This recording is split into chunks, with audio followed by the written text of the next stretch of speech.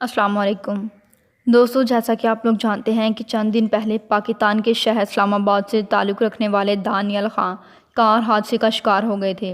18 سالہ دانیال خان نجی کالج میں زیر تعلیم تھا اور اپنے دوستوں کے ساتھ ٹک ٹاک پر ویڈیو بناتا تھا۔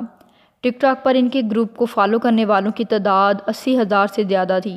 دانیال اپنے 3 دوستوں کے ساتھ کار میں ہی ویڈیو شوٹ کر رہا تھا۔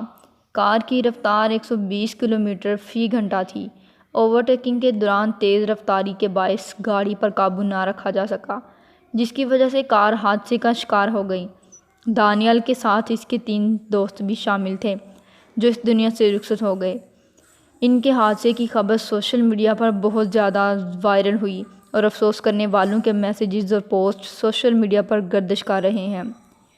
اس حوالے سے معروف انڈین ٹک ٹاک کی طرف سے بھی اظہار افسوس کیا گیا، خاص کر مسٹر فیضو۔ ان کا کہنا ہے کہ دانیال ٹیلنٹڈ لڑکا ہے۔ دانیال کے اچانک اس دنیا سے چلے جانے سے بہت دکھ ہوا۔ بہرحال اللہ تعالیٰ اس کے گناہ معاف فرمائیں اور اس کو جنت میں اعلیٰ مقام عطا فرمائیں، آمین۔ دوستو، اس حوالے سے آپ لوگوں کی کیا رائے ہے کمنٹس کر کے ضرور بتائیے گا۔ اسی کے ساتھ مجھے دیں اجازت، اپنا بہت سارا خیال رکھیں۔ اللہ حافظ۔